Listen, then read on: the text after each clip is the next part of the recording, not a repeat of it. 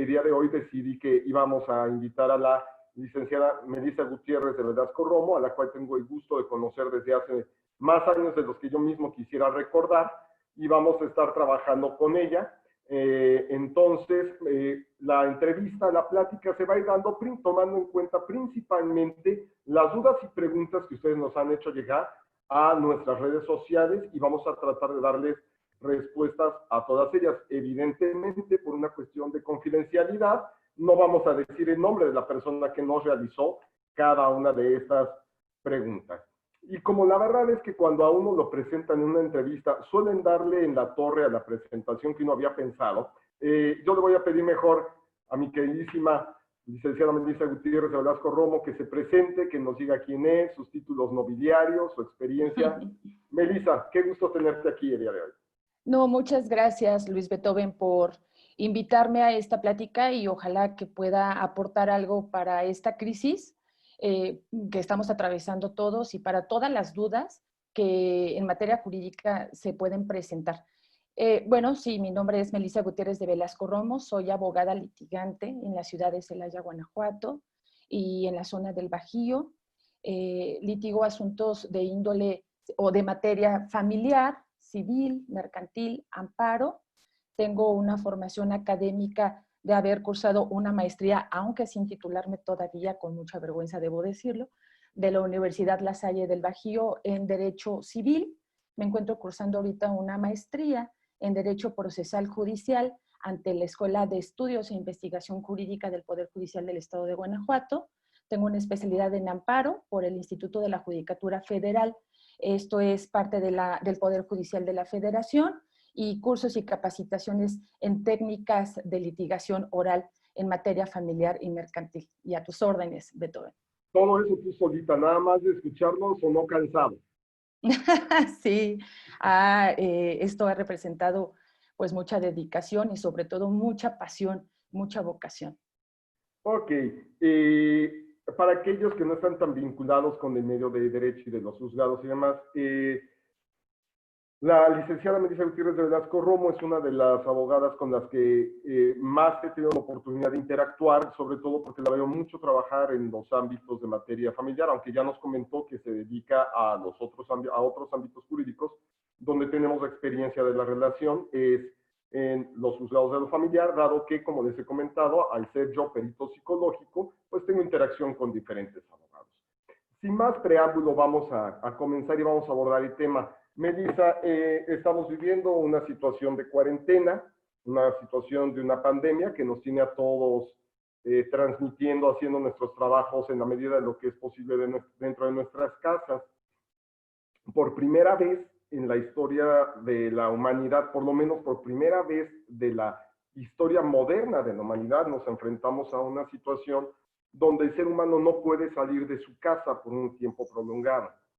Y esto evidentemente eleva los niveles de ansiedad, eleva los niveles de fricción, es mucha gente viviendo juntos, no estando acostumbrados a vivir juntos, y esta situación de encierro, de aislamiento, ha ido generando pues importantes temas, sobre todo de violencia. Inclusive hubo una declaración por ahí de Presidencia de la República en la cual decía que no se habían incrementado los rangos de violencia. Después varias organizaciones dijeron, bueno, eso es incorrecto. Sí se han incrementado tanto la violencia de género como la violencia familiar, y escuchamos el término violencia, violencia, violencia. Pero una cosa es lo que nosotros, los no abogados, entendemos por violencia, y otra cosa es lo que ustedes, los juristas, ustedes, los abogados, entienden. Melissa, desde el punto de vista de los abogados, ¿qué es la violencia? ¿Qué es la violencia y cuáles son sus tipos más comunes? Ok, explicado o en un intento de explicarlo en términos muy simples, muy entendibles, la violencia es la conducta que puede ocasionar u ocasiona un daño o sufrimiento psicológico, patrimonial, económico, físico, sexual o incluso la muerte en el ámbito privado, es decir, dentro de las relaciones entre los particulares, entre las personas, o en el ámbito público, es decir, cuando la violencia es ejercida por las autoridades. Los tipos de violencias más comunes, pues es la violencia física, que es cuando esta conducta dañosa o se produce en el cuerpo de la víctima, dejando lesiones, siendo advertibles, siendo visibles. Se pueden notar los golpes, moretones, rasguños, a través de cicatrices incluso, por ejemplo. Esa es, por mucho, la violencia más común. La violencia psicológica, yo creo que en segundo término sería otra de las más comunes. Y la violencia psicológica es aquella conducta que daña o causa sufrimiento a las emociones, a los afectos, sabes, a toda la cuestión interna que tiene que ver con la psique de las personas, en cuanto a cómo se perciben, cómo se conciben y cómo conciben a los demás y sus relaciones. Otro tipo de violencia, pues puede ser la violencia sexual, que es que la afectación se ocasiona precisamente por medio de esta vía o por medio de este puente que es la sexualidad, ¿no? Pueden ser las agresiones sexuales, los abusos sexuales, las violaciones. Otro tipo de violencia puede ser, esta ya tendrá, la económica, por ejemplo. La violencia económica es cuando se afectan los ingresos o las percepciones económicas que una persona tiene derecho a percibir, por ejemplo, para entenderlo mucho más sencillo. Cuando una mujer tiene el derecho de recibir de su esposo o de su concubino, es decir, el hombre o que vive con ella en la misma habitación, en la misma casa, pero deja de proveerle la pensión alimentaria que requiere para poder sobrevivir. La violencia patrimonial es otro tipo de violencia recurrente que vemos que sucede con frecuencia, y esto es cuando se daña el patrimonio de la mujer. Hay otros tipos de violencia, como la violencia escolar, que tiene más que ver del lugar o el entorno en donde se producen estas conductas, o la conducta laboral, que tiene que ver con el centro de trabajo, o la violencia pública, que tiene que ver con las autoridades, violencia institucional, que tiene que ver con las instituciones. Hay muchos tipos de violencia. En esto que mencionabas de la violencia escolar, que digo, ahora en tiempos de pandemia y los papás estando a cargo de llevar las clases a distancia de los hijos, yo creo que nos van a acabar demandando por violencia escolar los hijos a los papás, ¿no? Porque no somos buenos maestros. Pero bueno, sí. Melissa, de una manera muy simple y me gusta mucho este formato de entrevistas porque es donde los pueda ustedes sacar un poquito de sus canchas tradicionales y hacerles preguntas que muchas veces los clientes no se animan a hacerles. Entonces, si yo tuviera que decir, estos son los 3 puntos o los 5 puntos que debe de tener una conducta para considerarse violencia, ¿cuáles serían estos puntos? Me pareció que el primero es que es dañoso, o sea, tiene la característica de que le hace daño a la persona que la recibe. Sí, estos puntos es que la violencia siempre se traduce en una conducta. Es un hecho, no una intención, es un hecho. Sí, se materializa, es decir, sucede en la vida real, ¿no? O sea, no es una intención, no es una mala intención que se conciba solo en la mente, sino que al final se lleva a cabo, ¿no? Se realiza, se ejecuta. Y no es como las veces que ves a tu jefe y lo quieres asesinar 70 veces, eso no se considera violencia. No, seguramente ocasionará algún tipo de daño emocional albergar en tu corazón tan malas intenciones hacia tu jefe, pero no, si no se materializa, si no se externa, si no se ejecuta, no es una conducta que pueda ser calificada como violenta. Okay. Esta conducta además tiene que ocasionar o representar un riesgo de daño o de sufrimiento o incluso la muerte. Y comentaba que además esta conducta dañosa tiene que afectar o tiene que estar dirigida a afectar derechos, libertades, que se traducen en tu físico, en tu cuerpo, en tu psique, en tu salud mental, en tu patrimonio, en tu economía. Hace rato que platicábamos sobre los tipos de violencia, te platicaba que algunas clasificaciones o categorías de violencia tienen que ver con el entorno o en el lugar donde esta sucede. Y es muy importante, y en relación con la pandemia y con el confinamiento, el encierro que ahorita estamos atravesando todos los mexicanos y la mayoría de las personas en el mundo, cabe hablar de la violencia doméstica. La violencia doméstica es esta que ocurre, pero dentro de la casa. Exacto. Entre los miembros de la familia o entre los miembros que habitan ese hogar. Claro, y que además es un tipo de violencia que tiene la característica que en muchas ocasiones, por pena, vergüenza, a veces Miedo. ignorancia, miedo, la gente no habla de eso, ¿no? Así es. Es famosísimo y desafortunadamente me ha llevado a la práctica refrán de la ropa sucia se lava en casa, ¿no? Sí, sí, es correcto. En realidad esta violencia doméstica, como se da a puertas cerradas, se da dentro del interior de una casa, dentro de esos muros, a puerta cerrada, te comentaba, y dentro de las dinámicas de las relaciones familiares. Es difícil que haya testigos, es difícil que no siempre la violencia es física en este tipo de violencia doméstica.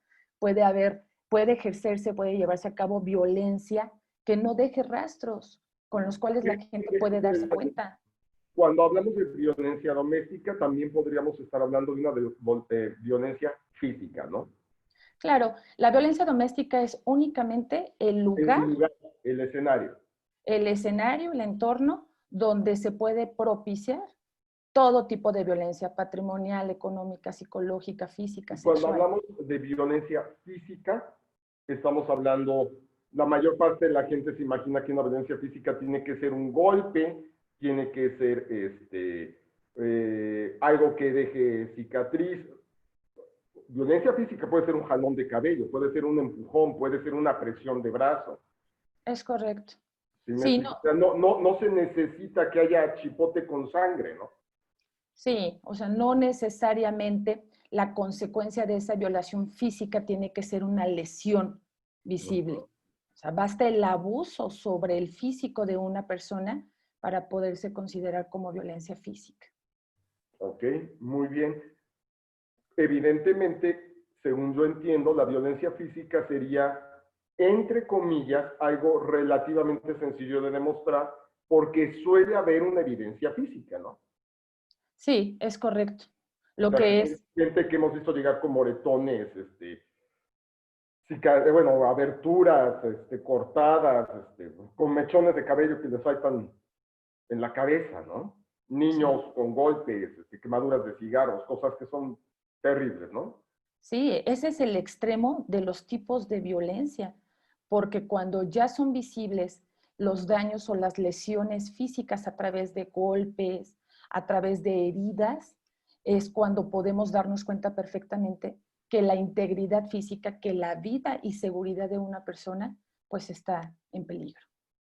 Bien, mencionabas después, tenemos la violencia psicológica, que de esa, en gran medida, nosotros los peritos ayudamos a ustedes los abogados para decir si hay o no hay, porque muchas personas tienen la falsa idea de que la violencia psicológica no es detectable o no es evidenciable, ¿no? Y a veces la gente medio abusa de eso porque piensa que los demás nunca se van a dar cuenta, ¿no? Y bueno, en muchos juicios familiares hemos visto estas situaciones de violencia psicológica donde a través de pruebas psicológicas, donde a través de evaluaciones periciales, podemos demostrar la existencia o no de las cicatrices de violencia psicológica que una persona recibió, ¿no? Sí, es correcto. Lo cierto es, y esto tú lo sabes mejor que yo, tú eres el experto, como auxiliar en la impartición de justicia, como perito en psicología, los abogados hemos tenido que acudir a ti como el experto para poder acreditar en un juicio, para poder demostrar y convencer a un juez que ha habido violencia que no es visible a través de lesiones físicas, pero que sí es violencia porque ha causado sufrimiento y daño, en este caso psicológico.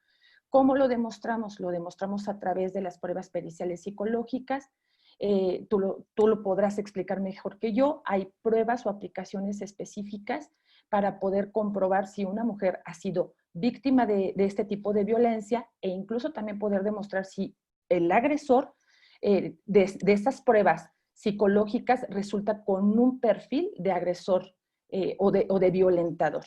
¿De acuerdo? Es correcto. Si nos regalaras un ejemplo, Melissa, a mí me interesa mucho que las Sí. personas que nos escuchan, que no son abogados, puedan decir, ah, entonces esto que mi prima, porque ya sabes que nunca son las personas, siempre es la prima o la amiga, yo tengo una prima, yo tengo una amiga que me dice que le pasó esto, Sí. entonces, que puedan decir, ah, bueno, entonces sí es violencia. Regálanos algunos ejemplos o un ejemplo, Melissa, por favor. Mira, es el caso de una señora que duró aproximadamente casada 25 años, que es una larga vida. Sí, que ya Y por sí solo podría considerarse violencia, ¿no? sí, Autoinfligida probablemente. a lo largo de su matrimonio sufrió o fue víctima de violencia psicológica. El esposo, la pareja de la señora, no la lastimaba físicamente, pero sí llevaba a cabo conductas con ella que la violentaban psicológicamente. Por ejemplo, en algunas ocasiones, el tipo de dinámica entre pareja era todo el tiempo menospreciándola, diciéndole que no era capaz de estudiar una carrera, no era capaz de trabajar, no tenía la capacidad intelectual, no era inteligente para poder realizar alguna labor. Le decía que tenía que quedarse, que para lo único que servía era para quedarse en la casa, hacerse cargo del quehacer, y ahí más o menos lo hacía bien, que educar a los hijos, la dejaba encerrada, él se iba a trabajar y la dejaba encerrada en la casa y entonces ella no podía salir. A veces cortaba el teléfono para que ella no pudiera tener comunicación con nadie, con familiares o con amistades. A veces dejaba de pagar el internet para que ella no pudiera tener un medio de entretenimiento. Y bueno, todas estas conductas que a ella, cuando va a pedir este consejo o asesoramiento jurídico, cuando ella las platica, cuando ella las expresa, se ve una disminución en su autovalor como ser humano. Ella no se consideraba merecedora de dignidad, merecedora de buenos tratos, porque ya durante 25 años se había ella acostumbrado a recibir este tipo de trato o a percibirse como, de la manera en como su esposo le decía que ella era, ¿no?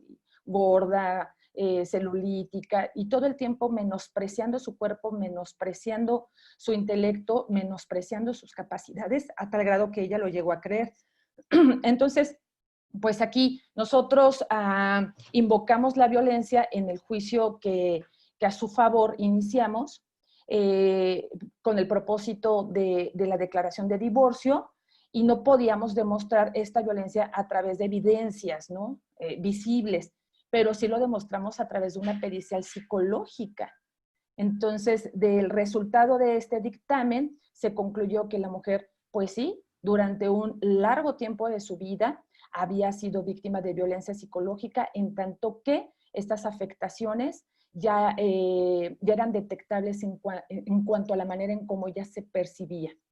Claro, y me parece valiosísimo lo que estás comentando, Lisa, porque muchas veces, desafortunadamente, se confunde el concepto de lo cotidiano con el concepto de lo normal, ¿no? No podemos negar que en México vivimos en una situación machista, todavía culturalmente machista, por eso tantos problemas de violencia de género, del cual seguramente ahorita nos vas a hablar, pero retomando el tema de la violencia psicológica, hay gente que dice, pues es que es normal que me maltrate. Es que a veces, y eso es chistoso, no lo hemos visto en los juzgados, ¿no? Pues yo creo que no la trato tan mal, porque pues sí le digo cosas, pero nunca le pego.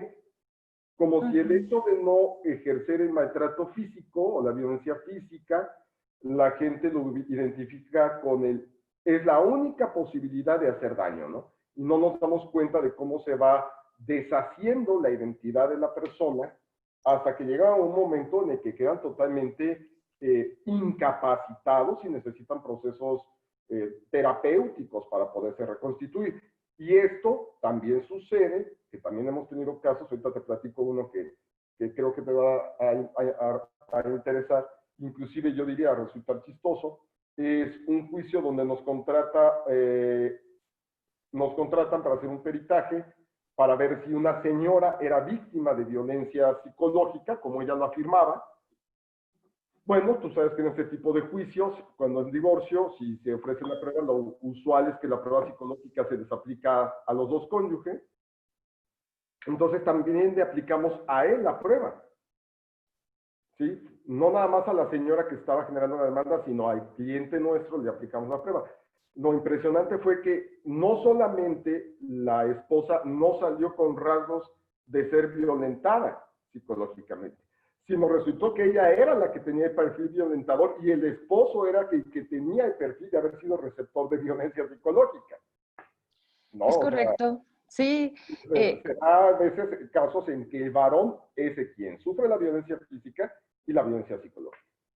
te voy a platicar un caso en donde una señora afirmaba haber sido víctima de violencia. Entonces ella describía aquellos hechos o eventos que la llevaban a ella a calificarse como víctima de violencia. Y entonces ella platicaba o ella redactaba que cuando le pedía al esposo que le cambiara la cocina por una cocina integral, que le cambiara el piso, que le exigía que cambiaran de casa porque ella, conforme a su dignidad, requería una casa más amplia, de mejor nivel y estatus socioeconómico, que le cambiara la camioneta por una camioneta del año. Y ella calificaba estas negativas por parte de su esposo como conductas violentas. Cuando se lleva a cabo, exactamente, cuando se lleva a cabo la prueba pericial en psicología para poder determinar si efectivamente la mujer reflejaba rastros de haber sido víctima de violencia y se le aplican también al esposo, resultó que ella no había sido violentada, no reflejaba estos signos de violencia, pero por la otra parte, el esposo sí reflejaba signos de haber sido violentado por la esposa a través de estas exigencias, encuadrándolo en el rol de proveedor, pues es hombre, y entonces tendría que cumplir todas las exigencias que la mujer a lo largo de su matrimonio le había hecho, y esto ocasionó en el hombre, en el cónyuge varón, que se fuera desarrollando una serie de afectaciones psicológicas debido a esta violencia. Muy curioso. Bien, muy bien. Y ya que estamos en este tema, ¿qué onda, Melissa, como dicen los chavos? Aunque creo que eso lo decían los chavos de nuestra generación. ¿Qué onda con esta situación de la violencia de género? Ah, ok. Ya entendemos lo que es la violencia en Sí, sí. términos muy sencillos. El género, lo voy a intentar explicar. El género es un constructo social, o sea, es algo que construyó la sociedad dentro de un contexto y momento y tiempo determinado y lugar determinado.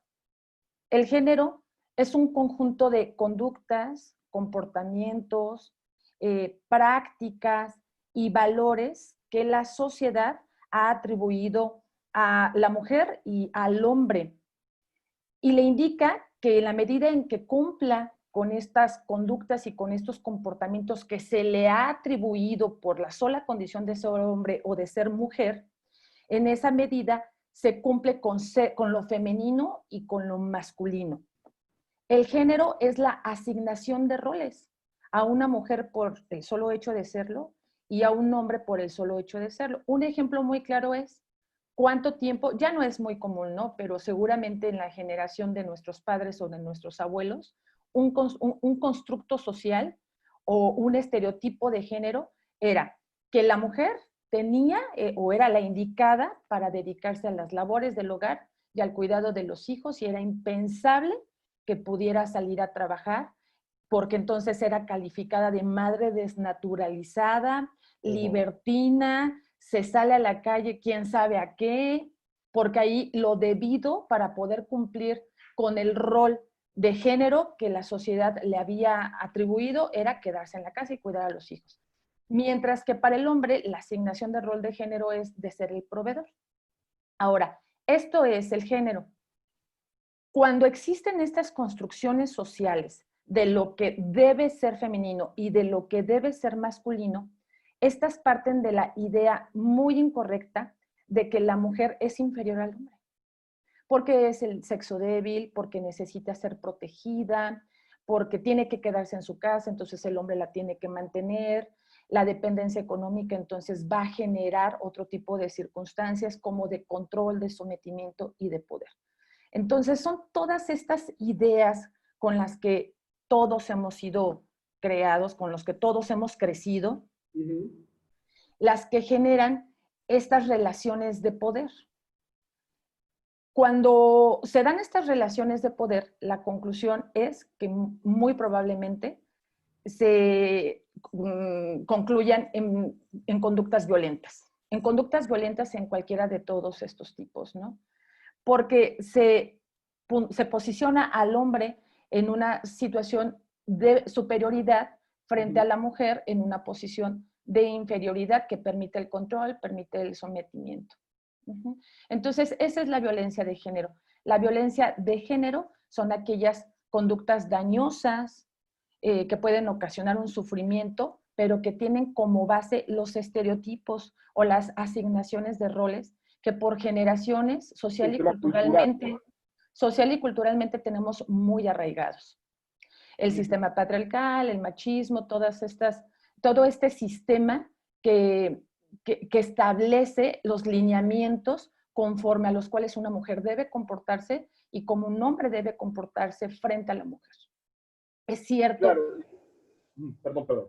Continúa. Sí, la violencia de género no es exclusivo de la mujer, pero sí es lo más común, precisamente por este arraigo o por el no querer soltar la idea que cuando el hombre económicamente provee a la mujer de todo lo necesario, puede controlarla y puede someterla. Ya se ha identificado que es la dependencia económica una de las principales causas de la violencia de género en contra de la mujer.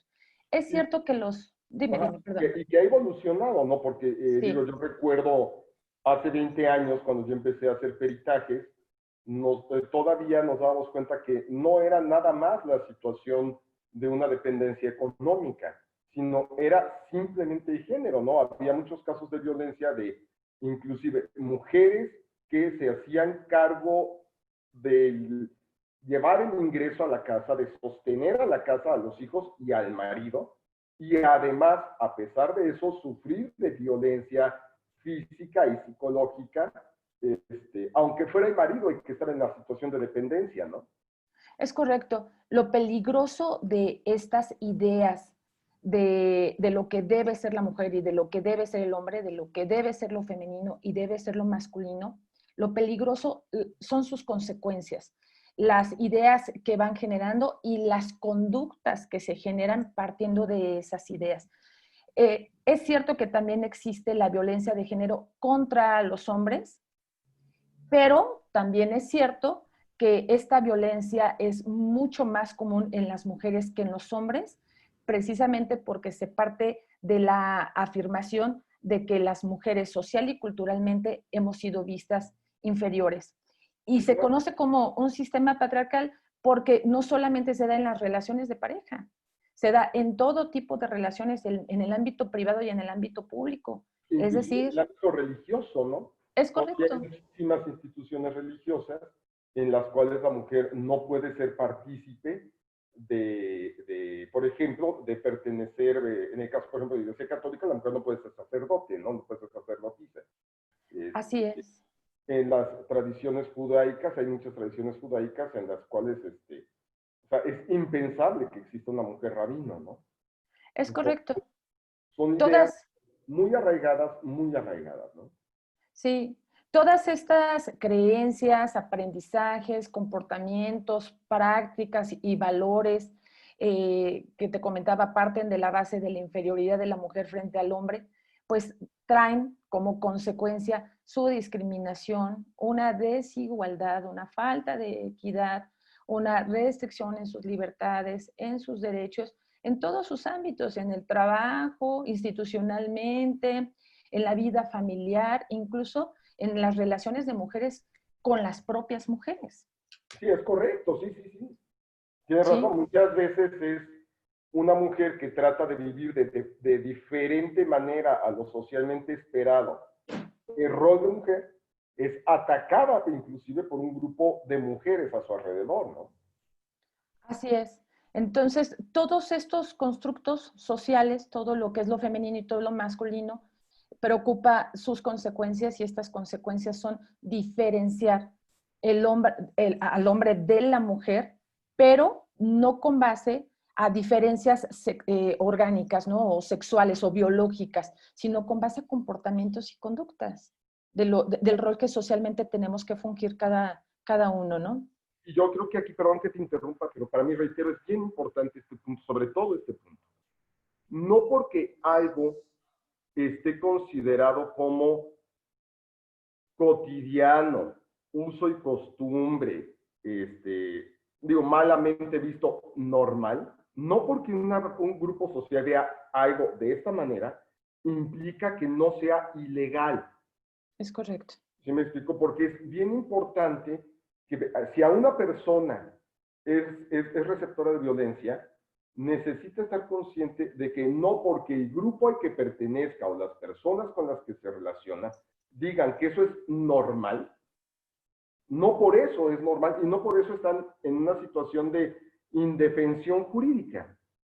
Sí. ¿Sí me explico? Digo, ¿te acuerdas cuando empezó el sistema oral familiar y cuando se hizo toda esta ley de la familia? Eh, digo, pues a lo mejor para los que fuimos educados como niños hace 46 años, como es mi caso, digo, hoy yo demandaría a mi mamá porque me daba con la chancla y el cinturón. Ajá. Sí, era lo cotidiano, era lo normal y no estaba jurídicamente perfectamente legislado. El día de hoy está perfectamente legislado y no se puede hacer. ¿Sí me explico? O sea, es donde lo jurídico lleva un paso adelante muchas veces a lo social, ¿no?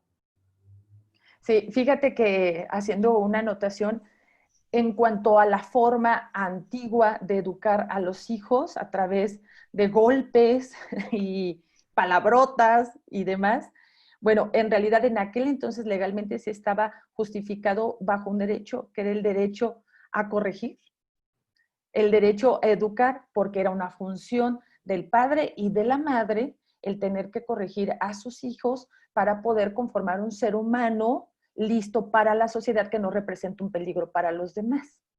Pero bueno, a partir de las reformas del 2011 a la Constitución Política, se reconoce la dignidad del ser humano, entre estos las mujeres, los niños, las niñas, los ¿Cómo va la situación de los adolescentes, derechos humanos, ¿no?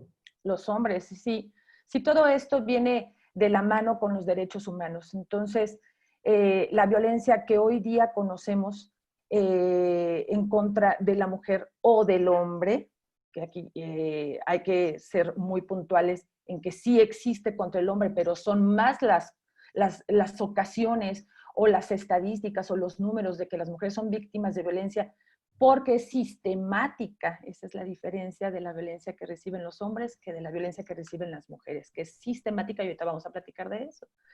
En realidad, lo que aquí hay que puntualizar y es muy importante es que la violencia es el principal enemigo de la dignidad que está reconocida para todo ser humano. Uh-huh. Y en este punto, Melissa, en el que, bueno, se conjugan en este momento histórico, digo, la pandemia algún día va a suceder, igual que había casos de violencia doméstica y de género antes de la pandemia y la cuarentena, van a seguir existiendo después de la pandemia.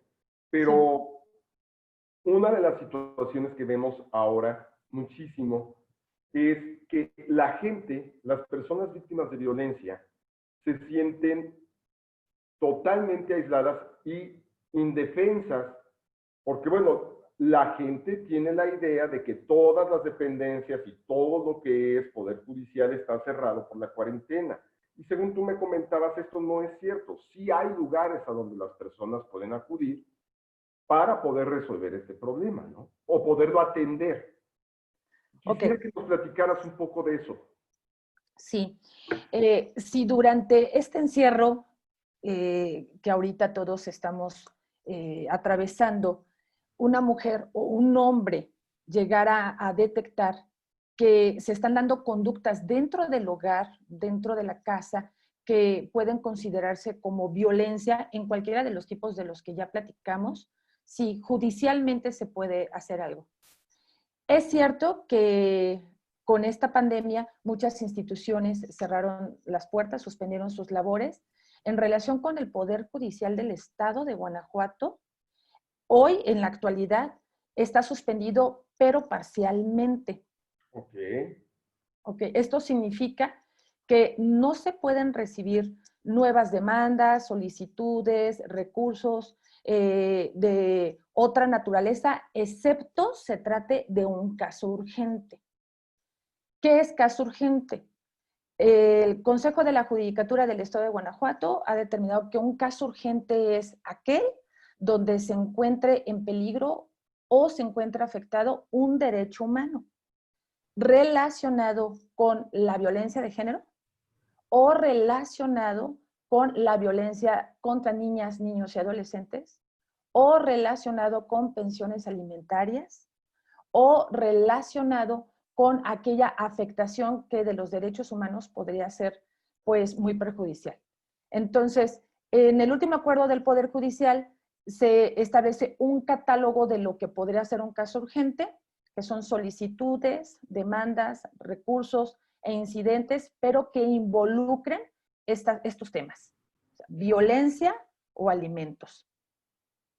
Y además, también provee al juez para que a su consideración pueda estimar un caso urgente que no se encuentre dentro de este catálogo, pero sí identifica que se encuentra en juego un derecho humano. Y si este derecho humano, este riesgo de afectación puede ser de imposible reparación durante el tiempo en el que se encuentra la suspensión laboral de los juzgados familiares. Los juzgados especializados en atender las cuestiones familiares en el estado de Guanajuato son los juzgados familiares, hay que decirlo. No es como, Okay. como Eso que hay que también es muy partir. importante, Melissa, porque además la gente, y digo, yo sé que para ti como abogada con tanta experiencia, la pregunta puede parecer, en el mejor de los casos, solo inocente. Pero hay personas que dicen, es que ahorita no puedo hacer nada, me están agrediendo, ya sea física, psicológicamente, a mí y probablemente a mis hijos. Pero puta, voy, presento la demanda, este se entera de que le presenté la demanda y me mata en cuanto yo regrese a la casa. Y bueno, yo sé qué es lo que procede, pero quisiera que tú como abogada nos dijeras y le pudieras dar la certeza, ándale, esa es la palabra que estaba buscando, la certeza a quienes nos escuchan y nos ven de qué es lo que sucede, cómo se trataría esta situación. Ok, se puede solicitar a través de lo que se conoce como una medida cautelar. Cautelar, ¿qué significa cuidado? Estás solicitándole al juez que te cuide porque le estás exponiendo hechos de donde se podría advertir que eres víctima de violencia, donde tus derechos humanos se encuentran afectados y existe un riesgo. Hay una urgencia y una necesidad de que el juez ordene o autorice una medida cautelar, una medida de cuidado. Estas medidas cautelares son la separación provisional de cónyuges, que también puede operar en caso de concubinos. La determinación provisional o la fijación provisional de alimentos, es decir, de una pensión alimentaria. Y puede ser también en relación con la guarda y custodia de los menores de edad. Así te comento que la separación provisional de cónyuges es una solución o un remedio bastante viable para aquellos casos donde el hombre o la mujer víctima de violencia ahorita dentro de la dinámica familiar, dentro del hogar, considere que está sufriéndolo. Se solicita a través de un escrito, se le exponen al juez cuáles son las circunstancias por las cuales requiere la protección judicial y entonces el juez en consecuencia tiene que ordenar la separación. La separación tiene este efecto. Al agresor se le retira del domicilio para que la persona víctima pueda conservarse dentro del domicilio se autoriza el cambio de chapas y herrajes de las puertas de acceso a la casa para que el agresor o la agresora no puedan entrar, no puedan acceder al domicilio. Y además se pueden ordenar también medidas de protección, como la orden de restricción. Esto es que el agresor o la agresora no puedan acercarse a la presunta víctima de violencia a cierta distancia mínima. O que no la llame por teléfono, que no la contacte bajo ninguna forma o bajo ningún medio. Dentro de esta autorización del juez, aunque no se lo solicite, además el juez tendrá que pronunciarse respecto de garantizar los alimentos para la mujer. Los alimentos para adultos, los alimentos pues es una palabra muy común, pero que en términos jurídicos... No significa nada más comida. La gente asocia alimentos con comida. Jurídicamente es lo mismo. Jurídicamente, el derecho a percibir alimentos, los alimentos como institución jurídica implica en los adultos 4 elementos, o cuatro circunstancias, 4 rubros. Es la comida, es la salud, es el vestido y es la vivienda. Es decir, en relación con estos 4 conceptos, la pensión alimentaria tiene que ser suficiente para poder cubrir estas 4 necesidades, de tal manera que se pueda garantizar la dignidad y la supervivencia de la mujer. Las voy a repetir porque son bien importantes. Comida, vestido, salud, que son todos los gastos médicos que sean necesarios para atender tu salud o para el restablecimiento de tu salud, y vivienda. Y por vivienda implica, pues, pagar la renta quizás, luz, agua, ya sabes, todos los servicios o suministros necesarios para que una casa sea habitable. En relación con los menores de edad, niños, niñas y adolescentes, los alimentos incluyen 5 rubros de necesidad: la comida, el vestido, la salud, la vivienda y aquí vamos a agregar la educación. Son todos los gastos relacionados con la educación que tienen derecho a percibir.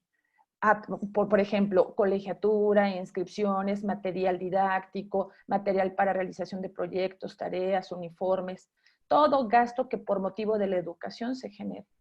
Entonces, en esta respuesta que el juez da a la solicitud de proteger provisionalmente a la presunta víctima de violencia dentro del entorno doméstico, el juez deberá pronunciarse además también sobre los alimentos para esta persona que lo solicitó y para los menores de edad que se encuentren involucrados, digamos, los hijos de la pareja. Es posible también que haya un conflicto en relación con la guarda y custodia de los menores. La guarda y custodia de los menores es tener a los hijos bajo tu mismo techo. Tendrá una explicación jurídica un poco más profunda, pero para efectos prácticos... De estas entrevistas. Sí, pero para efectos prácticos es materialmente tener a tu hijo contigo y que la posibilidad de que tu hijo desarrolle su vida, el día a día, su cotidianeidad, bajo tu supervisión, bajo tu vigilancia, bajo tu afecto, bajo tus deberes, el cumplimiento de tus deberes y derechos de madre o de padre, ¿no? O dependiendo de la persona bajo custodia de quien se encuentre. Entonces, podría suscitarse, esto ha pasado, a mí me han hablado para platicarme personas que por motivo de la pandemia resultaba, un ejemplo, el papá tenía establecido un régimen de visitas y estaba divorciado el papá y la mamá, ya había una sentencia de divorcio, se había establecido que la custodia de los hijos quedaba a cargo de la madre, mientras que para el padre quedaba un régimen de visitas y de convivencia, digamos de un fin de semana cada 15 días. Durante la pandemia suscitó que el papá ya no regresó a los niños, ya no los regresó, bajo el argumento de que los iba a resguardar durante la pandemia en su domicilio, cuando la custodia ya había sido decretada a cargo de la madre. Entonces, este es un hecho que válidamente puede justificar que la mamá pueda solicitar al juez o el cumplimiento de la sentencia donde se determinó que los hijos quedarían bajo su custodia Y entonces esta situación tendrá que ser considerada como un caso urgente porque efectivamente aquí se está violentando un derecho humano, sobre todo del niño. Y además podrá solicitar medidas para, cautelares para poder provisionalmente, mientras se determina si o no se ejecuta o no se ejecuta la sentencia, pues sí restituir a los menores de inmediato a quien le corresponde el ejercicio de su guardia y de su custodia. Entonces, estas cuestiones en relación con las niñas, niños y adolescentes, con sus alimentos, con su guardia y custodia y convivencia, relacionado con las mujeres y con los hombres cuando consideren ser víctimas de violencia y que la casa ya no sea un entorno seguro para poder continuar atravesando este confinamiento, está a su posibilidad o está a su acceso el poder solicitar estas medidas. Y el juez las va a tener que resolver porque, como te comentaba, están consideradas casos urgentes para las cuales parcialmente sí están laborando los juzgados familiares y están atendiendo y resolviendo. Tratando de aterrizar de manera muy coloquial, entonces, y si me equivoco, corrígeme, si una persona está viviendo una situación de violencia, número uno, lo primero que tiene que hacer es acercarse a un abogado. Sí, digo, acercarse no necesariamente de manera personal, vamos a respetar sana distancia, pero sí acercarse vía correos electrónicos, que más adelante te pediré el tuyo, buscar asesoría, ¿sí? Porque hay una serie de cosas en las cuales puede actuar y la ley los protege, ¿no? Entonces, lo primero es estar conscientes de que no necesariamente va a tener que vivir junto a la persona que le está haciendo el daño una vez que demande, sino que más bien, al contrario, se buscará que ella quede protegida o él y los menores en la misma casa. La persona que se va, no porque se vaya, se desentiende o puede desentenderse, jurídicamente hablando, de mantener a la familia. Tendrá que seguirlo haciendo como si estuviese ahí. Es correcto. Tampoco es de que lo voy a tener afuera de mi casa, merodeando. Acosándome. Porque se genera una orden de restricción. Es correcto. ¿Sí? Y todo el juicio, además, bueno, ya el desarrollo total del juicio se dará cuando se levante la pandemia. Pero mientras tanto, la familia queda protegida, la familia y o la persona, ¿no? Sí, es correcto. Y es importante, desde mi óptica, perdón, dejarles esto bien en claro a la gente que nos escucha. Hay quien dice, es que contratar un abogado siempre es caro. No, no es cierto. Y la experiencia nos dice que esto un poquito asociado en medio de los agentes de seguros y cualquier tipo de seguro, siempre es más caro necesitarlo y no tenerlo que tenerlo y no necesitarlo.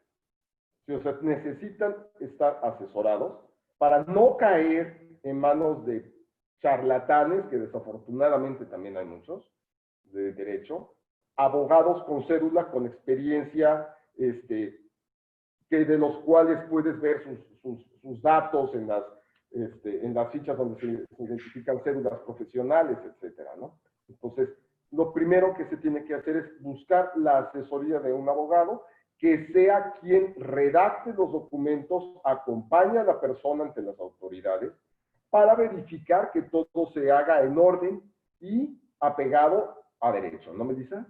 Sí, sí, es correcto. Mira, lo cierto es que con el tema de los derechos humanos se han simplificado mucho los procedimientos ante las instancias judiciales. Sí, pero también hay requisitos mínimos que se deben cumplir y efectivamente se requiere siempre del asesoramiento, del acompañamiento, de la experiencia de un abogado para poder garantizar los resultados y los efectos que estás buscando cuando acudes ante un juez. Así que la recomendación sería esa. Ojalá pudieran acercarse siempre a un abogado de confianza con antecedentes que pudieran además corroborar, Claro. confirmar y si ustedes, si hay alguna persona, alguna mujer u hombre que considere se encuentre en esta situación que además sea intolerable, entonces sí necesariamente hay que acercarse a un abogado para poder ocupar sus servicios, su experiencia, sus conocimientos y hacerlo de forma debida ante las instancias judiciales. Beto, me gustaría platicarte sobre, creo que esto es de mucha utilidad de los efectos prácticos, materialmente, cómo se da esta separación conyugal. Ya comentamos de las causas que pueden justificar que solicite alguna persona ante el juez una separación conyugal. Esta separación autorizada u ordenada por el juez puede tener dos efectos, depende cómo lo solicite la persona que lo promueve. Puede ser para el efecto de que el presunto agresor sea retirado del domicilio con la debida orden de restricción de no acercarse, o puede ser para que la presunta víctima sea retirada del domicilio, dependiendo el efecto, lo que más convenga para la persona que se considere víctima. Entonces, esta es una posibilidad que habría que comentar o que sí era importante puntualizar. ¿Sí? Claro. Y Melissa, se nos está acabando el tiempo de esta entrevista, que por cierto me ha resultado maravillosa. Nos dejas con muchas luces sobre el tema. ¿En dónde te puede contactar las personas? ¿A dónde te pueden buscar? En el entendido de que, como ya lo mencionamos, a pesar de que los juzgados están trabajando de manera limitada por la cuarentena, las situaciones de violencia se consideran de urgencia. ¿Cómo pueden entrar en contacto contigo? Lo puede ser a través de dos vías.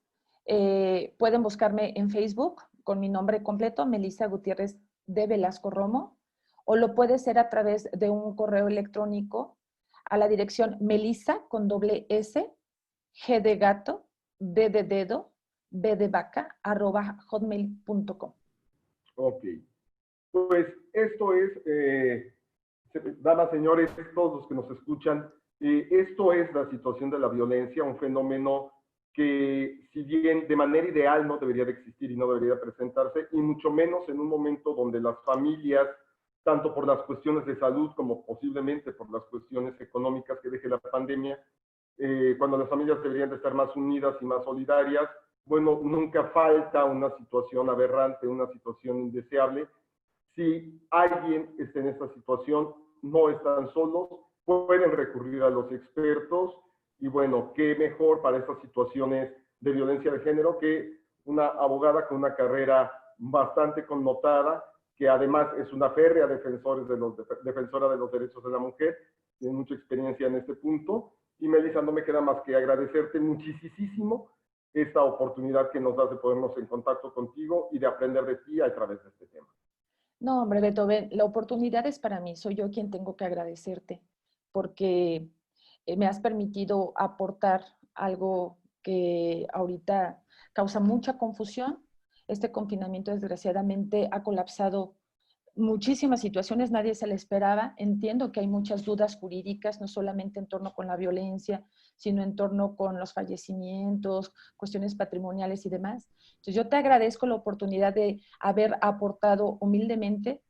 No es nunca es tanta la experiencia ni los conocimientos, en realidad yo voy aprendiendo y voy aprendiendo con base a los casos que van llegando, que van pidiendo mi asesoramiento como abogada. Así que yo te agradezco la oportunidad de permitirme aportar el día de hoy algo que espero que sea de utilidad. Y bueno, se queda esta cápsula. Cuídense mucho. Si ves este video durante la pandemia, quédate en casa. Si ves este video ya que haya pasado la cuarentena, de cualquier manera cuídate y recuerda, la violencia en cualquiera de sus modalidades nunca es ni normal ni permisible. Esto es así de simple. Cualquier caso de violencia se puede y se debe de atender. Gracias a todos por haber estado aquí. Hasta luego. Gracias.